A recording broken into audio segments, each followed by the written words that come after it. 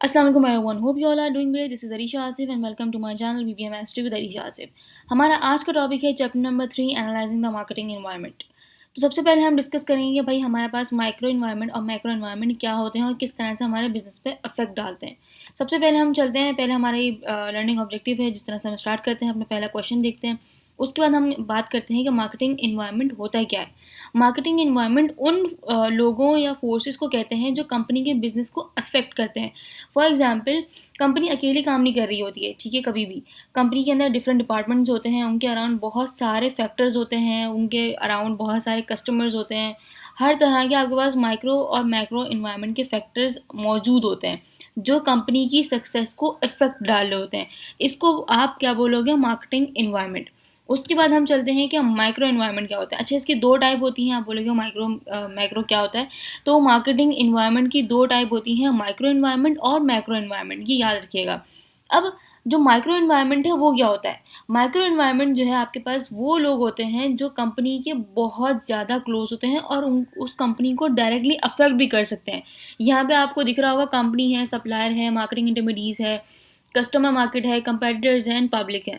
ठीक है, ये जो आपके पास फैक्टर्स दिख रहे हैं, ये सारे ऐसे हैं कि जो आपकी कंपनी के इंतहाई क्लोज होते हैं और कंपनी को इनसे बहुत ज़्यादा हेल्प होती है और ये कंपनी की परफॉर्मेंस को हाई भी कर सकते हैं और उसकी परफॉर्मेंस को लो भी कर सकते हैं। ठीक है जी। तो चलिए एक एक करके हम पहले माइक्रो इन्वायरमेंट के फैक्टर्स को पढ़ते हैं। ये आपके पास एक डायग्राम दिखेगी जो आपको हर जगह हर स्लाइड में देखने को मिलेगी। ये सारे आपके पास फैक्टर्स दिए हुए हैं। पहले कंपनी होगी, फिर सप्लायर होगा, फिर इंटरमीडिएट्स होंगे, फिर कंपेटिटर्स होंगे, पब्लिक होगा, फिर देन कस्टमर्स होंगे। Customers are the main part. ठीक है जी। उसके बाद हम पहले स्टार्ट करते हैं कंपनी। कंपनी क्या होती है? कंपनी के अंदर जो मल्टीपल डिपार्टमेंट होते हैं, हम उसकी बात कर रहे हैं। मार्केटिंग डिपार्टमेंट जैसे कि कभी अकेला काम नहीं कर रहा होता है, ठीक है। दूसरे डिपार्टमेंट भी उसके साथ इंटीग्रेट होते हैं, उसकी हेल्प कर रहे होते हैं। फॉर एग्जाम्पल, यहाँ पे लिखा हुआ है टॉप मैनेजमेंट। टॉप मैनेजमेंट क्या होता है? ये डिसीजन लेने में हमारी हेल्प कर रही होती है। हम जो भी डिसीजन लेना चाहते हैं तो हमारी टॉप मैनेजमेंट हेल्प करेगी, उनसे कंफर्मेशन लेते हैं। उसके बाद आपका आएगा फाइनेंस। फाइनेंस क्या होता है? जो आपका पैसा जो कंपनी में रेगुलेट कर रहा होता है, उसको मैनेज कर रहा होता है, कितना पैसा आया, कितना गया, क्या चीज़ है, कहाँ इन्वेस्ट करना है, ये सब आपका फाइनेंस डिपार्टमेंट देख रहा होता है। आर एंड डी के अंदर न्यू प्रोडक्ट के ऊपर रिसर्च की जा रही होती है कि भाई हम मार्केट के अंदर कब कौन सी न्यू प्रोडक्ट लानी है, कौन सा न्यू फीचर उसके अंदर ऐड करना चाहिए, कस्टमर लाइक करेंगे नहीं करेंगे। ये सब चीज़ें आर एंड डी के अंदर हो रही होती है, रिसर्च एंड डेवलपमेंट। उसके बाद आपके आएगा परचेज।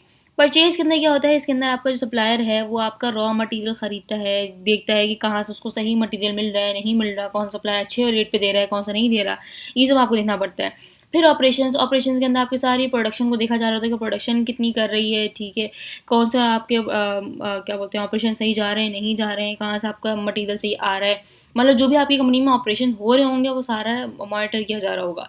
उसके बाद आपके पास आएगा अकाउंटिंग। अकाउंटिंग के अंदर आपके जितने भी रिकॉर्ड्स हैं वो सब मेंशन किए जा रहे होंगे, चाहे आपकी जो मार्केटिंग कॉस्ट है वो लग रही है, आपकी सप्लायर कॉस्ट है, जितने भी एक्सपेंस हैं वो सारा आपका मार्केटिंग डिपार्टमेंट रिकॉर्ड मेंटेन करेगा। ठीक है जी। तो ये क्या है? ये सारे आपके इंटीग्रेटेड हैं, कंपनी के इंतहाई क्लोज है, ठीक है। अगर ये नहीं होंगे, पहली तो बात कि कंपनी के अंदर ऐसे कोई ऐसी कंपनी नहीं जिसके अंदर ये डिपार्टमेंट ना हो। ठीक है जी। सबके अंदर होते हैं, सबके अंदर ये मेन डिपार्टमेंट है जो जिसके ऊपर काम हो रहा होता है। ठीक है जी। उसके बाद हम आ जाते हैं सप्लायर्स के ऊपर। सप्लायर्स के अंदर क्या है कि सप्लायर्स वो लोग होते हैं जो रॉ मटेरियल देते हैं। ठीक है जी। यहाँ पे लिखा हुआ भी है, provided the resource to produce goods and services, treated as partner to provide customer value. ठीक है जी। जब हमारा सप्लायर है वही मेन बंदा हमें रॉ मटेरियल नहीं देगा तो हम आप आगे काम किस तरह से बढ़ा सकेंगे? ठीक है, तो मेन बंदा ये हमारे पास है।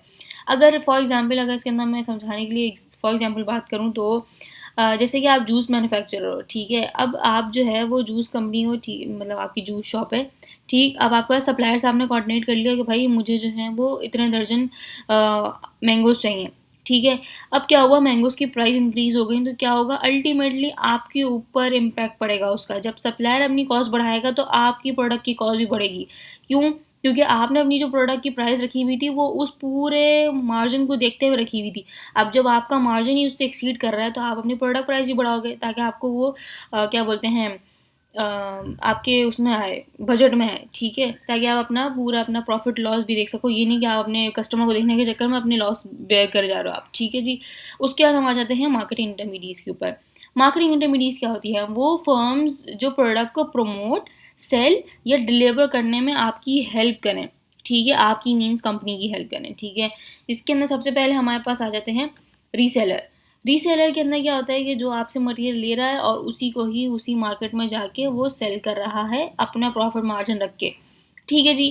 फिर उसके बाद आपके पास आता है physical distribution firm. Physical distribution firm के अंदर क्या होता है, डिलीवरी कंपनीज आपके पास होती हैं। जैसे कि यहाँ पे फेडेक्स हो गया और जितनी भी बड़ी बड़ी कंपनीज हैं जो आपकी प्रोडक्ट डिलीवर करने में आपकी हेल्प कर रही होती हैं, वो इसके अंदर आती हैं। ठीक है, क्योंकि मार्केट इंटरमीडिएट का मतलब क्या है, टू हेल्प, जिसके अंदर आप प्रमोट करते हो, सेल करते हो और डिलीवर करते हो। ठीक है, तो प्रमोट, सेल और क्या बोलते हैं, डिलीवर। ठीक है, फिर उसके बाद आपके साथ है मार्केटिंग सर्विस एजेंसीज। इधर भी क्या होता है कि आप एडवर्टाइजिंग एजेंसी आपकी आ जाती हैं, जितनी भी सारी आपके एजेंसी से आप बात कर रहे हो अपनी प्रोडक्ट को प्रमोट करने के लिए, वो सारी इसके अंदर आ जाएंगी। उसके बाद आपके साथ है फाइनेंशियल इंटरमीडिएट, जिसके अंदर आपके पास बैंक्स वगैरह आ जाते हैं सारे के सारे। उसके बाद आपके पास आता है कंपेटिटर्स। कंपेटिटर्स के अंदर आपके पास क्या है, वो कंपनीज जो आपकी सेम प्रोडक्ट मैन्युफैक्चर करती हो, वो आपका डायरेक्ट कंपेटिटर होगा। ठीक है, कंपेटिटर भी दो तरह के होते हैं, डायरेक्ट इनडायरेक्ट, इस पर हम आगे चल के बात करेंगे। अभी फिलहाल समझिए कि डायरेक्ट कंपेटिटर की बात हो रही है यहाँ पे। ठीक है, मीन्स जो आपकी प्रोडक्ट मतलब जो सेम एग्जैक्टली आपकी प्रोडक्ट ही बना रहा हो। ठीक है, जैसे कि आप वही मैंगो जूस वाली बात कर लें। ठीक है, अगर आप मैंगो जूस बेच रहे हो तो मैं भी मैंगो जूस बेच रही हूँ, तो मैं और आप क्या होगा, डायरेक्ट कंपेटिटर होगा। ठीक है, तो इससे क्या होगा कि आप फिर अपना क्वालिटी इंप्रूव करोगे, कोई यूएसपी डालने की कोशिश करोगे ताकि कस्टमर आपकी तरफ आए। ये नहीं कि आपको पता चल गया कि हाँ मैं भी सेम कर रही हूँ, आप भी सेम करो, बस करते रहो। ठीक है, तो किसी का फ़ायदा नहीं होने वाला है इसके अंदर। आप अपने आप को अपग्रेड करते रहोगे, यूएसपी डालोगे उसके अंदर, कोई टेस्ट एडवांस कर दोगे, कोई फीचर नया ले आओगे, मीन्स कोई प्रोडक्ट नहीं ले आओगे। ठीक है, तो इस तरह से आप ना आगे लुक फॉरवर्ड करोगे। फिर उसके बाद आपके पास आता है पब्लिक। पब्लिक के अंदर आपके पास क्या है, पब्लिक कौन होती है, पब्लिक वो ग्रुप जो कंपनी को अफेक्ट कर सकते हैं। ठीक है, इसके अंदर बहुत सारी मल्टीपल चीज़ें आ जाती हैं, जैसे कि सबसे पहले हम बात कर लेते हैं फाइनेंशियल पब्लिक। फाइनेंशियल पब्लिक कौन होती है, जो बैंक्स वगैरह होते हैं। उसके बाद आपके पास मीडिया पब्लिक होती है। मीडिया पब्लिक कौन होती है, न्यूज़ चैनल्स वगैरह, जो आपको ऊपर उठा भी सकते हैं और नीचे मुंह के बल गिरा भी सकते हैं। ठीक है, आपके जो इमेज है वो भी डाउनफॉल पर जा सकती है उसकी वजह से। फिर उसके बाद आपको आता है गवर्नमेंट पब्लिक। गवर्नमेंट पब्लिक जो आपकी नॉर्मल गवर्नमेंट होती है, वो भी आपको प्रमोट कर रही होती है। उसके बाद आपके पास आता है local public. Local public means जो हम आम आवाम होती हैं। ठीक है, फिर उसके बाद आपके पास आता है internal public. Internal public most important है, आपकी एम्प्लॉयज़। ठीक है, जो आपकी कंपनी के अंदर काम कर रहे होते हैं। ठीक है, वो आपके नॉर्मल पब्लिक में आएंगे, इंटरनल पब्लिक में आएंगे। ठीक है, उसके बाद हम आ जाते हैं कस्टमर के ऊपर, जो हमारा लास्ट टॉपिक है। कस्टमर के अंदर कौन कौन से हमारे पास चीज़ आती हैं, कस्टमर कौन है, सबसे इंपॉर्टेंट फैक्टर है हमारा। ठीक है, पेपर्स के अंदर भी पूछा जा रहा होता है कि भाई माइक्रो एनवायरनमेंट के अंदर आप सारे फैक्टर्स बताएं, फिर उसके अंदर से कस्टमर को इलेबोरेट कर दें, सप्लायर को इलेबोरेट कर दें। तो उसके अंदर टाइप्स ऑफ मार्केट आ जाती है। टाइप्स ऑफ मार्केट के अंदर क्या होता है कि कस्टमर मार्केट। कंज्यूमर मार्केट के अंदर क्या होता है कि आप नॉर्मल पीपल को टारगेट कर रहे होते हैं, नॉर्मल पीपल इसके अंदर हमें बात कर रहे होते हैं। फिर उसके बाद आपका आता है बिजनेस मार्केट। बिजनेस मार्केट के अंदर क्या होता है कि आप B2B कर रहे होते हो। ठीक है, बिजनेस थ्रू बिजनेस आप अपने प्रोडक्ट सप्लाई करते हो, फिर वो आपकी प्रोडक्ट बेची जा रही होती है। फिर उसके बाद आपके पास आता है कि रीसेलर मार्केट। रीसेलर मार्केट जो आपका शॉपकीपर वगैरह हो रहे होते हैं, वो आपसे प्रोडक्ट लेते हैं और फिर वो नॉर्मल पब्लिक में जाके बेच देते हैं। ठीक है, ऊपर वाला बिजनेस मार्केट के अंदर क्या है कि बिजनेस टू बिजनेस मीन्स आपकी बल्क परचेजिंग हो रही होगी उसके अंदर। ठीक है, कंज्यूमर मार्केट में नॉर्मल आपके कंज्यूमर ले रहे होंगे, परचेज कर रहे होंगे। रीसेलर आपको प्रोडक्ट लेगा और फिर आपको मार्केट में जाके अपना उस पर प्रॉफिट मार्जिन रख के उसको सेल करेगा। ठीक है, फिर उसके बाद गवर्नमेंट मार्केट आती है। गवर्नमेंट बायर जो आपके जो भी परचेज कर रहे होंगे उसके ऊपर डिस्काउंट टैक्स वगैरह लगा के वो सब चीज़ आपकी गवर्नमेंट मार्केट में आ जाएंगी। फिर उसके बाद आपके साथ है internal market, international market sorry. International market के अंदर क्या होगा, आपकी फॉरेन कस्टमर जो भी आपके बैठे हुए ऑनलाइन ऑर्डर कर रहे होंगे तो आपके इंटरनेशनल मार्केट में आ जाएंगे। ठीक है जी, तो हमारा आज का लेक्चर होता है यहीं पे एंड। स्टे ट्यून, मेरी नेक्स्ट वीडियो जो है वो मैक्रो एनवायरनमेंट के ऊपर आएगी, क्योंकि आज हमने माइक्रो एनवायरनमेंट पढ़ ली है, तो नेक्स्ट वीडियो हमारी मैक्रो एनवायरनमेंट के ऊपर होगी।